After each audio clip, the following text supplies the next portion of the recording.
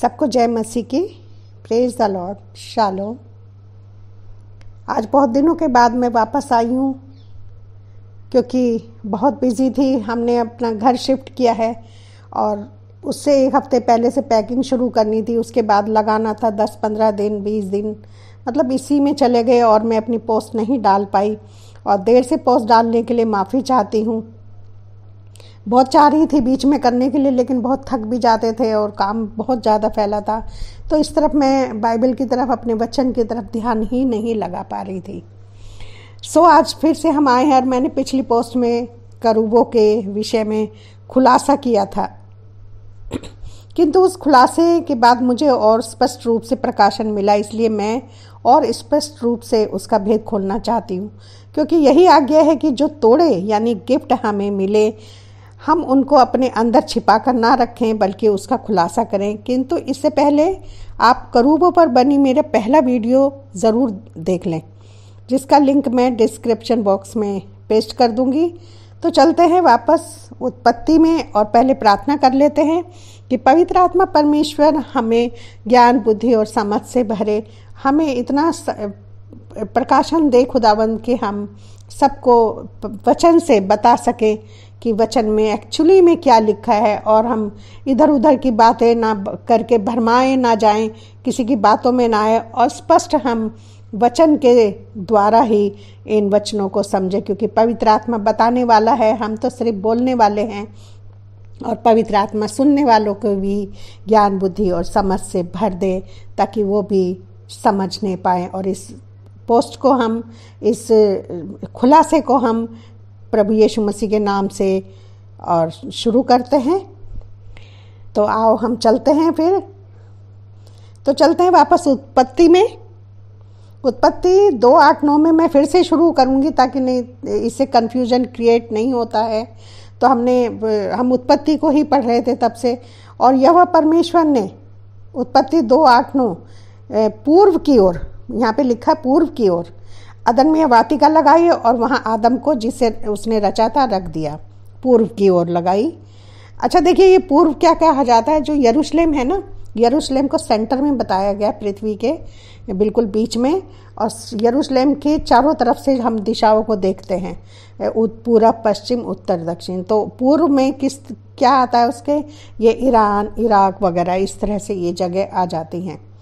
और पूर्व का हिस्सा भी हो सकता है ये कि कहाँ पे थे वो, बगीचा कहाँ पे था जो जहाँ वो पहले रहते होंगे, लेकिन हम स्पष्ट रूप से नहीं जानते। लेकिन आत्मिक रूप से हम इन वचनों को आत्मिक रूप से जानेंगे, फिजिकल रूप से नहीं, हम आत्मिक रूप में चलते हैं। तो और यहोवा परमेश्वर ने पूर्व की ओर आदन में वह वाटिका लगाई और वहाँ आदम को, जिसे उसने रचा था, रख दिया।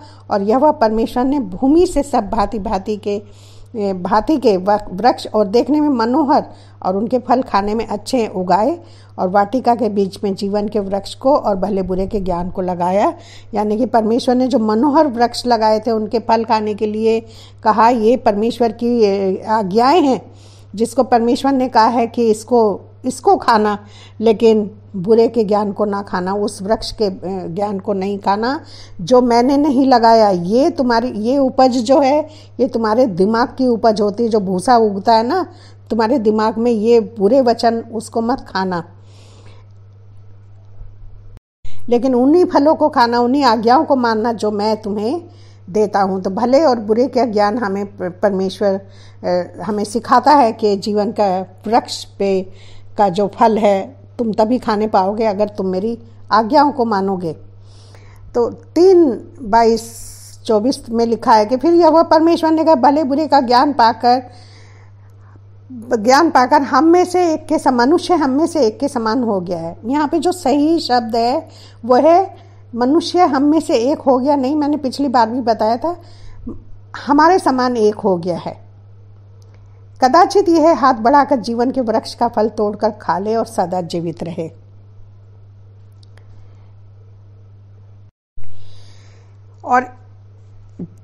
और इसलिए यहोवा परमेश्वर ने उसको अदन की वाटिका में से निकाल दिया कि वह उस भूमि पर खेती करे जिसमें से वह बनाया गया था। तो परमेश्वर ने कहाँ से उठाया था? मिट्टी से उठाया था, और उसमें परमेश्वर ने अपनी सांस डाल दी थी। और जीवन के वृक्ष के मार्ग का पहरा देने के लिए अदन की वाटिका के पूर्व की ओर, जहाँ पे पूर्व यानी कि जहाँ आदम को निकाला गया था उसकी ओर करूबों और चारों ओर घूमने वाली अग्नि में तलवार को नियुक्त कर दिया। तो यहाँ पे करूबों को नियुक्त करने का मतलब ये नहीं है कि किसी को पहरे पे खड़ा कर दिया है वहाँ पर, या कि कोई करो। हम फोटो वगैरह में हम अक्सर देखते हैं कि वहाँ पे कोई फरिश्ते खड़े हुए हैं और वो तलवार लेके खड़े हुए हैं और उनको डरा रहे हैं आदम और हव्वा को। फ़ोटो लोगों ने ऐसी बनाई हुई, तो ऐसा नहीं है। इसके बारे में हम आगे जाके पढ़ेंगे कि ये किसके विषय में लिखा है। तो चारों करूबों को और चारों ओर घूमने वाली अग्नि में तलवार को नियुक्त किया। इसके बारे में भी, अग्नि में तलवार के बारे में भी हम ज़रूर बाद में बातें करेंगे। और परमेश्वर ने जीवन का वृक्ष का फल फिर से खाने के लिए क्या योग्यता निर्धारित की। जब उनको निकाल दिया परमेश्वर ने, तो फिर परमेश्वर ने क्या योग्यता बताई कि क्या करना होगा। तो जिसके कान हो सुन ले। प्रकाशित वाक्य 2:7 और 11 में क्या लिखा है? जिसके कान हुए सुन ले कि पवित्र आत्मा कलीसियाओं से क्या कहता है। जो जय पाए मैं उसे जीवन के वृक्ष से जो परमेश्वर के स्वर्ग लोक में है खाने को दूंगा। जिसके कान, फिर 11 में लिखा है जिसके कान हो सुन ले कि आत्मा कलीसियाओं से क्या कहता है। जो जय पाए उसको दूसरी मृत्यु से कोई हानि ना पहुंचेगी। और प्रकाशित वाक्य 22:14-15 में लिखा, धन्य वे जो अपने वस्त्र धो लेते हैं, क्योंकि उन्हें जीवन के पेड़ के पास आने का अधिकार मिलेगा और वे फाटकों से होकर नगर में प्रवेश करेंगे। पर कुत्ते, टोने, व्यभिचारी, हत्यारे, मूर्ति पूजक, हर एक झूठ का चाहने वाला और गढ़ने वाला बाहर रहेगा। तो यहाँ पर ये परमेश्वर ने हमें सारी बातें बता दी हैं कि कौन एंटर कर सकता है। उन्होंने क्या करा है वहाँ पर निर्धारित क्या किया है, करूबों को निर्धारित किया है और अग्नि में तलवार को नियुक्त किया है। तो अभी हम करूबों के विषय में पढ़ेंगे कि करूबों को नियुक्त करने का आखिर मतलब है क्या।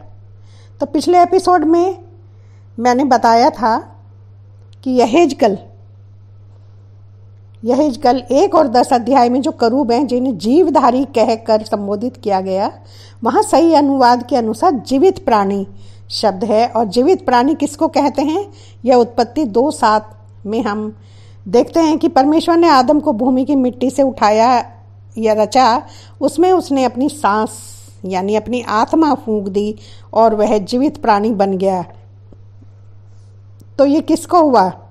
तो वह क्या हुआ? अर्थात जो आत्मा से संरक्षित किया गया हो उसको जीवित प्राणी कहते हैं। और इंग्लिश में लिविंग क्रीचर या लिविंग बीइंग कहते हैं।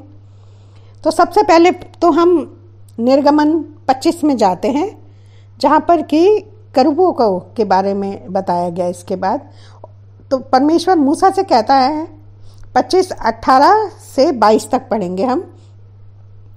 और सोना ढालकर 2 करूब बनाकर प्रायश्चित के ढकने, और सही अनुवाद में इसको दया प्रायश्चित का जो ढकना है, ये ढक्कन कोई ऐसा नहीं पतीले के ऊपर जो ढक्कन है वो नहीं है।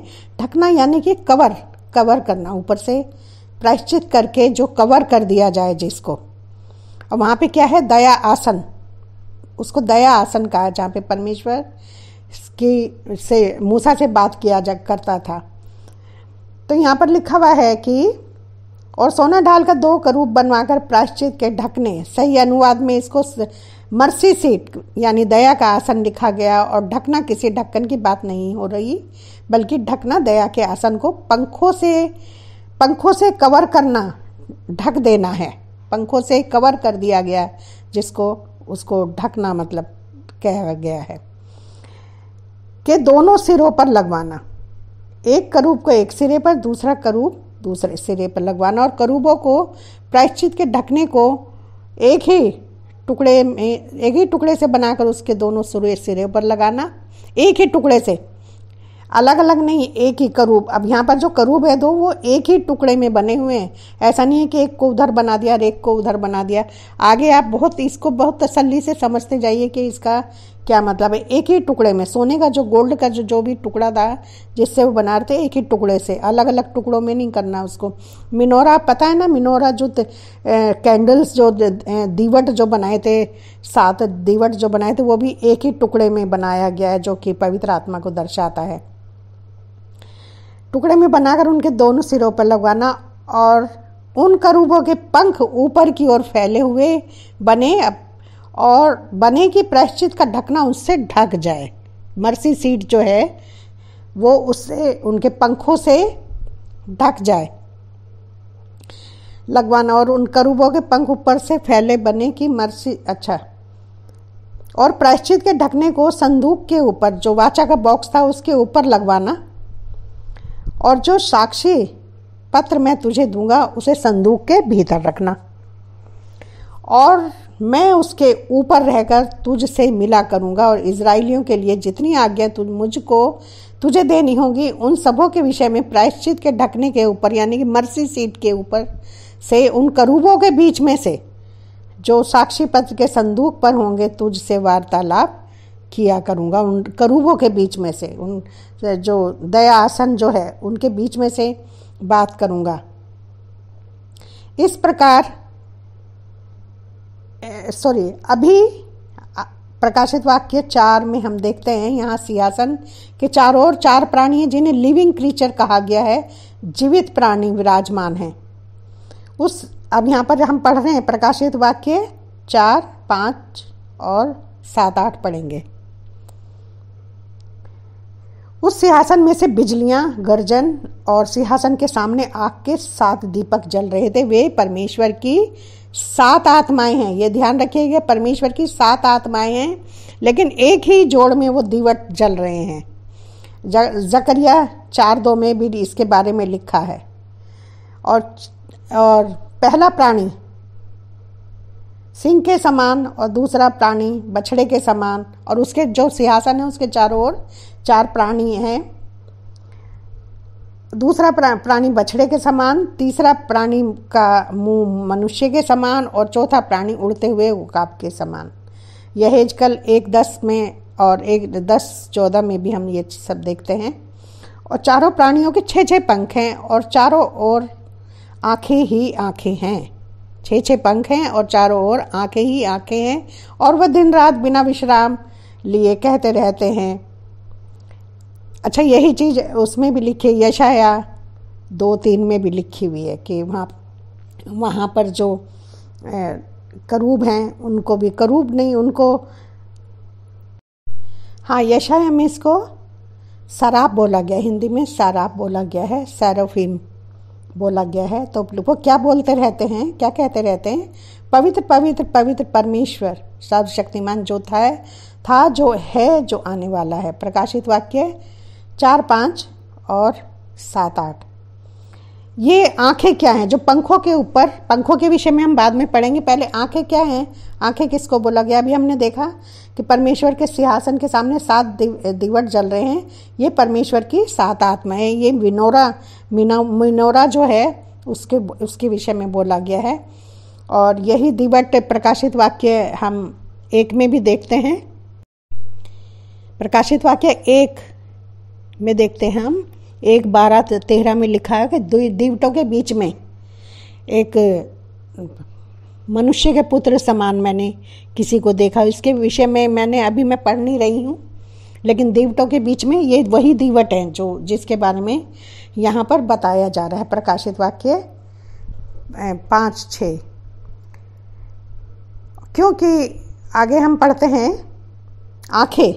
हम आँखों के बारे में जान रहे थे।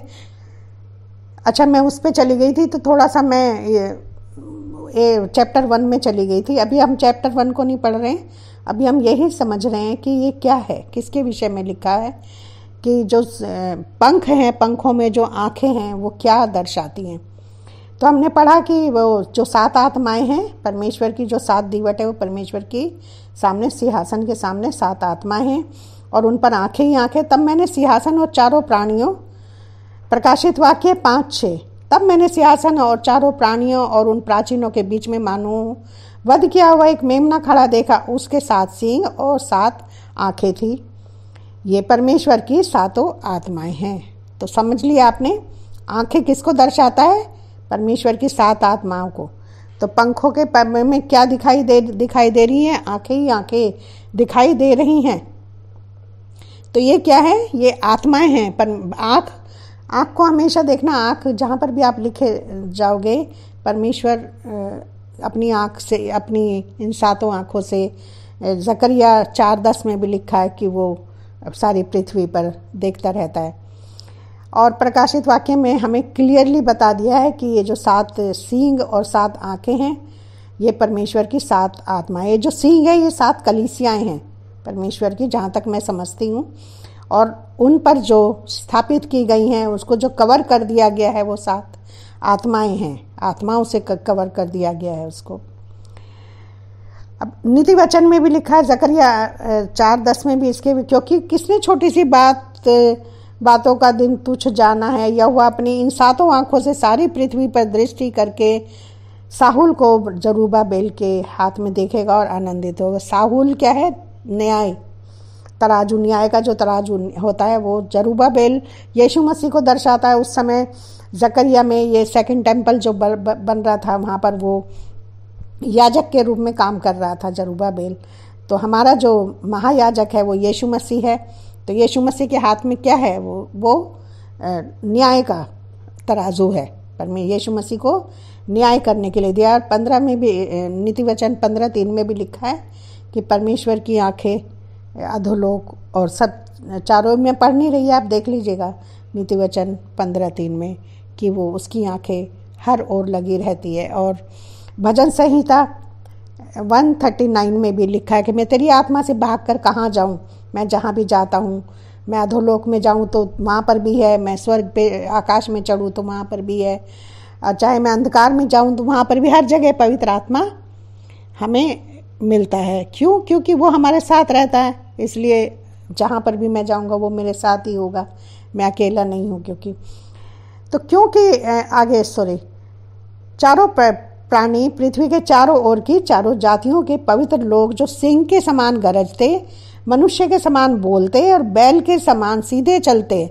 बैल को देखा ना, अगर उसकी आंख पे पट्टी बांध दिया जाए तो वो सीधा सीधा अपना, वो कोल्हू में जब भी तेल निकाल ले जोतता है तो वो चलते जाते हैं, चलते रहते हैं।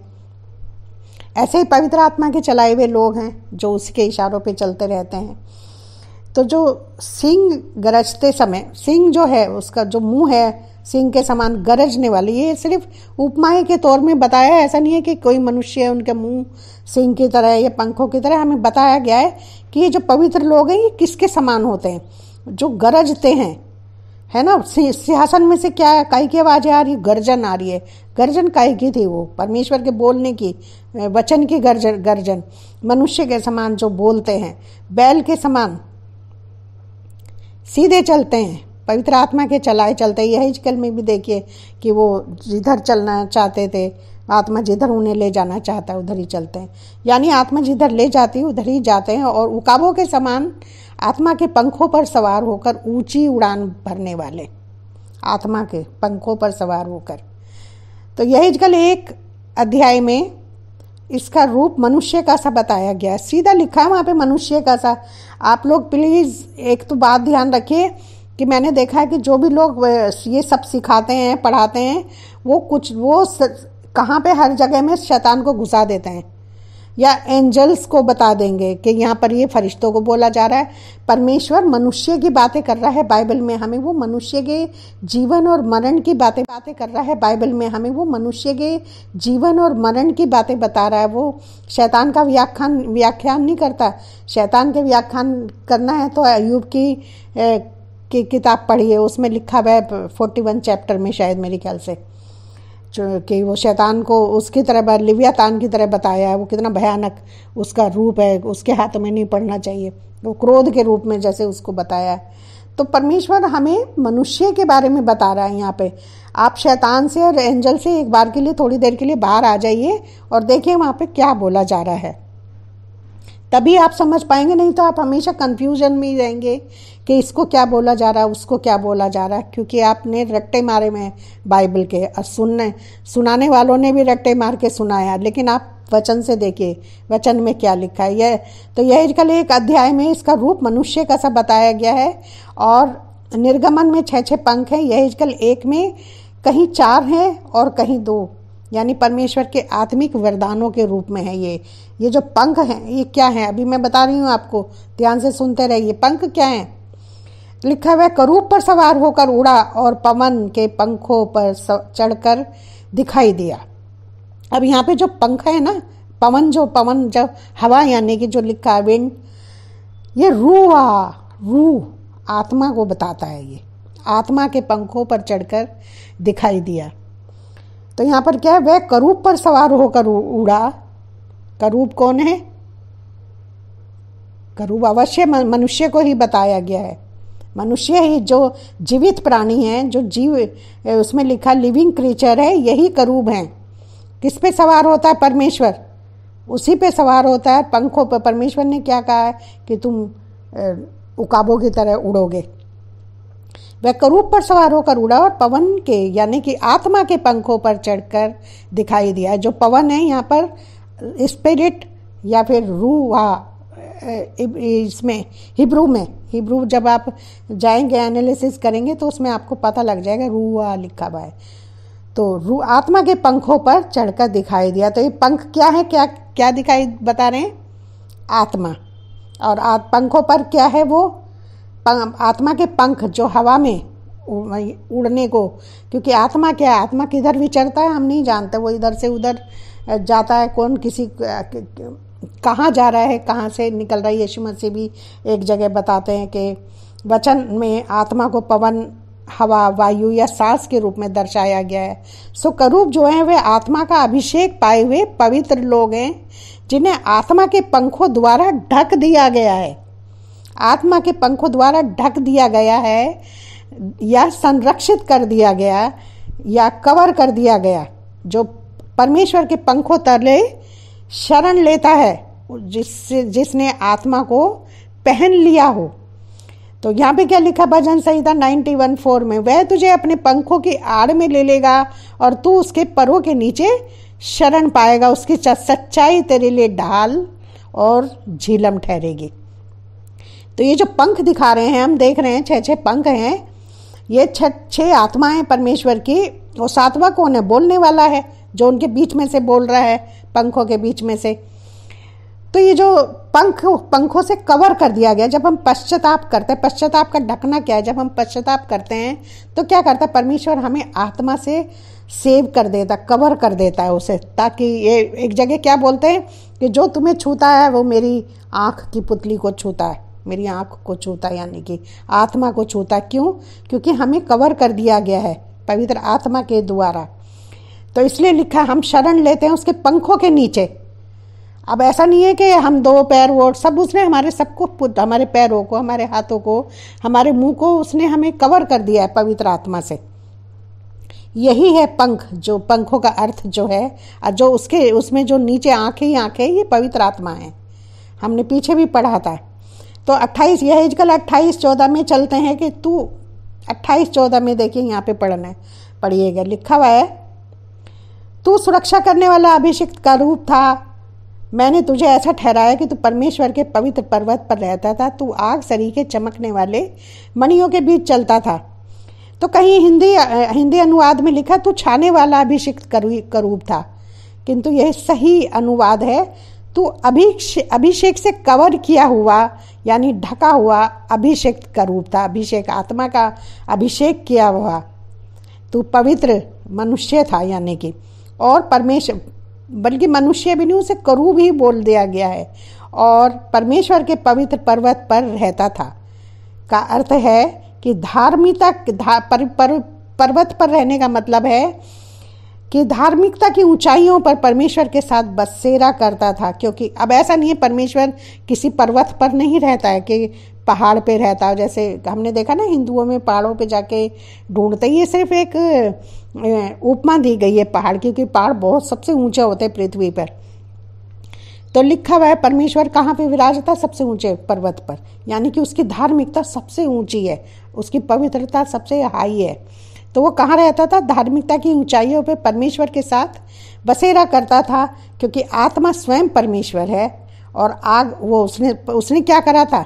संरक्षित कर दिया था आत्मा के द्वारा। उसको आदम को भी तो ऐसे किया गया था, परमेश्वर ने उसमें आत्मा फूंक दी थी, उसको संरक्षित कर दिया गया था। इसलिए शैतान उसको नहीं भरमा पाया था, वो हवा के पास चला गया था। और आग जैसी मणियों के बीच चलता, यानी कि बुद्धि ज्ञान और समझ तुझ में वास करती थी। ये जो मणि धन दौलत के रूप में जो बताया ना, परमेश्वर की जो बुद्धि है हर धन दौलत से बढ़कर है।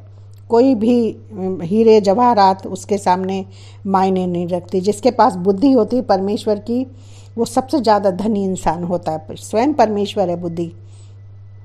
परंतु लेन देन की बहुतायत के कारण तू उपद्रव से भरकर पापी हो गया। इसी से मैंने तुझे अपवित्र जानकर परमेश्वर के पवित्र पर्वत से उतारा, धार्मिकता से, यानी कि तू पवित्रता में गिर गया और मैंने नीचे उतार दिया, यानी कि पृथ्वी पर गिरा दिया। पृथ्वी पर उसको भूमि पर पटक दिया। और आदम को क्या कहा था परमेश्वर ने कहा जहाँ तू उत्पन्न हुआ है तू वहीं पर जा, क्योंकि तुझे वहाँ से मैंने उठाया था, तुझे आत्मा फूकी थी, तुझे मैंने आत्मा से कवर कर दिया था, तुझे बुद्धि दी थी। बुद्धि जो आत्मा देने का मतलब है कि बाइबल में लिखा हुआ है, अय्यूब की किताब में लिखा है कि परमेश्वर की आत्मा मुझे ज्ञान और बुद्धि और समझ देती है।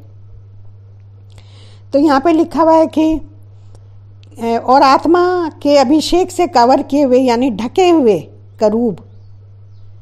सही अब क्या लिखा हुआ है यहाँ पर, सॉरी मैं दोबारा से पढ़ देती हूँ इसको, 28:16 को। परंतु लेन देन की बहुतायत के कारण तू उपद्रव से भरकर पापी हो गया। इसी से मैंने तुझे अपवित्र जानकर परमेश्वर के पर्वत पर से उतारा। और हे सुरक्षा करने वाले करूब, नहीं सही अनुवाद है, और हे आत्मा के अभिषेक से कवर किए हुए, यानी ढके हुए करूब, मैंने तुझे आग सरीखे चमकने वाले मणियों के बीच में से नाश किया, निकाल दिया। यानी कि मणियाँ कौन थी? चमकने वाली, पवित्र आत्मा से जो वो ढका हुआ था, वो कवर उसके ऊपर से उतर गया, उसके पास ऊपर से आत्मा चला गया।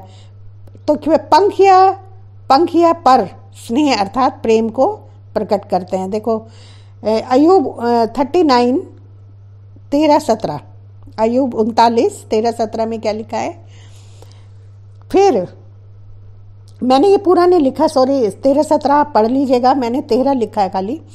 फिर शुतुरमुर्ग अपने ऑस्ट्रिच, शायद ऑस्ट्रिच कहते हैं ना शुतुरमुर्ग को, अपने पंखों को आनंद से फुलाती है, परंतु क्या उसके पंख और पर वो स्नेह प्रकट करते हैं?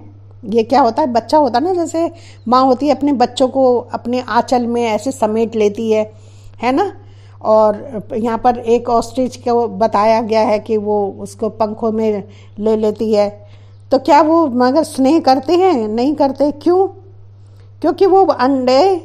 क्योंकि वह तो अपने अंडे भूमि पर छोड़ देती है और धूल में उन्हें गर्म करती है, और उसकी सुधि नहीं रखती कि पाँव से कुचले जाएंगे या वन पशु उसकी कुचल डालेगा।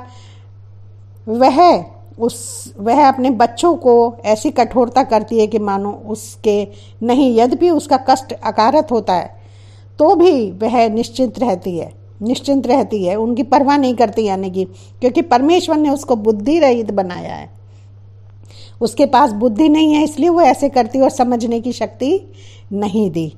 तो अय्यूब 39:14-17 आप पढ़ लीजिए। और मत्ती में भी, मत्ती 23:37 में यीशु मसीह यरूशलेम को संबोधित करके कहते हैं कि कितनी ही बार मैंने चाहा, जैसे मुर्गी अपने बच्चों को अपने पंखों के नीचे इकट्ठा करती है, वैसे ही मैं भी तेरे बालकों को इकट्ठा कर लूं, परंतु तूने ना चाहा। कुछ वचन हम देख लेते हैं इसके बारे में कि तुमने देखा कि मैंने मिस्रियों से क्या किया, कि तुमको मानो उकाब पक्षी के पंखों पर चढ़ाकर अपने पास ले आया। मानो बताया गया है कि जैसे उकाब पक्षी अपने छोटे छोटे बच्चे होते हैं उसको पंखों पे बैठ जाते हैं और उन्हें वो ट्रेनिंग देता है। ये इसके बारे में मैंने बहुत बार पढ़ा हुआ है, और उन्हें पालन पोषण करता है, उसका लेके आता है। तो वहाँ पे क्या है, वो मिस्र में ले आया। और फिर आगे लिखा हुआ है, रूत 2:12 में लिखा है कि यहोवा तेरी करनी का फल दे, और इज़राइल का परमेश्वर यहोवा जिसके पंखों के तले तू शरण लेने आई। अब देखिए यहाँ पे लिख दिया है कि पंख किसके हैं? ये यहोवा परमेश्वर के। परमेश्वर कौन है? स्वयं आत्मा है, पवित्र आत्मा। तो जिसके पंखों के तले तू शरण लेने आई है, तुझे पूरा प्रतिफल दे। तो हम क्या पढ़ते हैं उसमें, हम करूबों के विषय में जब पढ़ते हैं कि उसके हाथ, वहाँ पे उसने मनुष्य के से हाथ दिखाई दे रहे थे और उनका मुंह मनुष्य का सा था, लेकिन वो पंखों से कवर कर दिए गए थे। ये क्या है? ये आत्मा के जो 6 परमेश्वर की 6 आत्माएं हैं, उनसे उनको कवर कर दिया गया। और भजन संहिता 36:6-7 में लिखा है, हे परमेश्वर तेरी करुणा कैसी अनमोल है, मनुष्य तेरे पंखों के तले शरण लेते हैं। पर यहाँ पर भी ऐसे ही लिखा हुआ है। और फिर से भजन संहिता 57:1 में लिखा है, हे परमेश्वर तू मुझ पर दया कर, हे परमेश्वर मुझ पर दया कर, मुझ पर दया कर, क्योंकि मैं तेरा शरणागत हूँ, और जब तक ये विपत्तियाँ निकल ना जाए तब तक मैं तेरे पंखों के तले शरण लिए रहूँगा। तो क्या है उसमें, हम क्या पढ़ते भजन संहिता 91 कि वो तुझमें अपने पंखों से ढांप लेगा, कोई भी विपत्ति, कोई भी कष्ट तुम्हें छूने ना पाएगा। तो ये पंख क्या है? ये हमें कवर किए रहते, आत्मा के पंख है ये। तो इसलिए अब आप, मुझे पता है अब आप बहुत खुल के, आपको पता लग गया है कि किस बारे में बात हो रही है। और इन पंखों से परमेश्वर का हम धन्यवाद देते हैं कि परमेश्वर ने इस भेद को खोला जो कभी कोई बता नहीं पाया। हम भी सोचते रहते थे कि क्या है क्या नहीं है, पंख कुछ समझ में नहीं आता है, लेकिन परमेश्वर ने हम पे ये दया की और हमें ये पवित्र आत्मा ने हमें भेद को खोल के बताया। और फिर लिखा भजन संहिता 63:7 में भी लिखा है, क्योंकि तू सहायक बना है इसलिए मैं तेरे पंखों की छाया में जय जयकार करूँगा। सो करूब उसको कहते हैं जो परमेश्वर की आत्मा से अभिषेक पाया हो और आत्मा रूपी पंखों से ढका गया हो। यह यहेजकेल 1 अध्याय के अनुसार वह अभिषेक इधर उधर चलता है। वो जो जीवधारी हैं जो बताया वो इधर उधर चलते हैं, तो आत्मा उनको जिधर चाहता है उधर ले जाता है और आत्मा के चलाए चलते हैं। और यीशु मसीह भी यूहन्ना 3:8 में कहते हैं कि आत्मा जिधर चाहती है उधर चलती है और तू उसकी आवाज़ सुनता है, परंतु नहीं जानता कि वह कहाँ से आती है और किधर को जाती है। जो आत्मा से जन्मा वह ऐसा ही है। तो इसके विषय में हमने जान लिया है कि करूब किसको बोला गया है। जो परमेश्वर ने जो अदन की बारी में जो निर्धारित किया, वो उन लोगों को नियुक्त किया है कि जो आत्मा से कवर किए हुए लोग, आत्मा पाए हुए लोग जो होंगे। क्योंकि हमने इफिसियों में भी पढ़ा और यीशु मसीह ने भी कहा है कि हम पर आत्मा की छाप लगी है। तो जब तक हम परमेश्वर की आत्मा से कवर नहीं किए कर दिए जाते और उसके चलाए नहीं चलते, क्योंकि पवित्र आत्मा ही है जो हमें परमेश्वर के सामने, यीशु मसीह के सामने ले जाने के योग्य बनाता है, उसके सिंहासन के सामने खड़े होने के योग्य बनाता है। और परमेश्वर कहाँ से बोलता है? हमारे अंदर से ही तो बोलता है। उसकी जो आवाज़ आती है जब हम पवित्र आत्मा से कवर हो जाते हैं, उसको पहन लेते हैं। इसमें क्या लिखा हुआ था कि झीलम की तरह उसको जब हम धारण कर लेते हैं तो हम सेफ हो जाते हैं। तो अब आपने देख लिया कि करूब किसको गया है। तो उस मार्ग में वही उन लोगों को नियुक्त कर दिया, वही लोग उसमें एंटर कर पाएंगे जो आत्मा से परिपूर्ण होंगे, आत्मा के द्वारा चलते होंगे, पवित्रता में चलते होंगे, धर्मी लोग चलते होंगे। आगे हम इसके विषय में अगला जो मैं वो पढ़ाऊंगी, मैं इसमें जोड़ नहीं रही क्योंकि पोस्ट बहुत लंबी हो जाती है, कि आखिर फिर वो वहाँ पर ज्वाला में अग्नि में तलवार को भी नियुक्त किया। तो ये अग्नि में तलवार क्यों है? तो हमने देख लिया कि वहाँ पर कौन एंटर कर सकता है? करूब कर सकते हैं। करूब यानी कि आत्मा के अभिषेक से पाए हुए लोग जो होंगे वो उसमें अदन की बारी में एंटर करने का मतलब है परमेश्वर के राज्य में एंटर होना। लेकिन हम बहुत दुख उठा के इसमें एंटर कर पाएंगे, ये मैं आपको अगली पोस्ट में आत्मा जो अग्नि में तलवार है उसके विषय में बताऊंगी। तब आपको पता लगेगा कि कितना दुख उठाना पड़ेगा हमें उस परमेश्वर के राज्य में एंटर होने के लिए, यानी कि अदन की बारी में एंटर होने के लिए। और फाटकों से होकर हम जाएंगे, चोरी छिपे नहीं जाना है, फाटकों से होकर जाएंगे। लेकिन क्या है, उससे पहले हमें अपने वस्त्र धोने होंगे। अच्छा, बाइबल में एक चीज़ और बताइए, जो आत्मा है उसको चादर की तरह, चादर भी बोला गया है कि चादर की तरह कई जगह हम पढ़ते हैं ना, एलिया के बारे में भी पढ़ते हैं कि उसने एलीशा पे अपनी चादर डाल दी। तो ये चादर भी ध्यान रखना आत्मा को दर्शाता है। और बागा जो होता है वो भी आत्मा को ही दर्शाता। आत्मा के बारे में बहुत शब्द यूज़ किए गए हैं, आगे आगे हम लोग बताते रहेंगे। तब तक के लिए मुझे आज्ञा दें और परमेश्वर से मेरे लिए भी प्रार्थना करें कि परमेश्वर हमारे लिए इतने गहरे भेदों को खोल रहा है। तब तक के लिए जय मसीह की। सब्सक्राइब करिए और शेयर कीजिए चैनल को, ताकि और लोगों को भी पता लगे। इसमें मेरा ही स्वार्थ नहीं है, कि मैं स्वार्थी होकर नहीं कह रही। मैं चाहती हूँ जो तोड़े मुझे मिले वो और लोगों को भी पता चल जाए, और लोग भी उसको जाने और उन रहस्यों से पर्दा उठ सके जिसके बारे में वो कंफ्यूज हैं हमेशा। उन्हें समझ में नहीं आता कि किसके बारे में ये क्या बोले हैं, ये क्या चीज़ें हैं। तो उन लोगों को तक भी ये चीज़ें पहुंचनी चाहिए। इसको कहते हैं लेन देन करना, है ना, लेन देन करना कहते हैं इसको। हम व्यापारी हैं, हमें परमेश्वर के कामों का लेन देन करना है। तो आप भी आगे चलिए और इसको आगे बढ़ाते रहिए, चैनल को भी बढ़ाइए, और ताकि ज़्यादा से ज़्यादा लोगों पर हमारे ये मैसेज पहुंच सके। तब तक मुझे आगे दीजिए। परमेश्वर आप सबको और मुझे, मेरे परिवार को, आपके परिवार को, सबको परमेश्वर खुश रखे, और हम मृत्यु पर जय पाकर जल्द से जल्द करूबों की तरह तैयार हो जाएं। आमीन।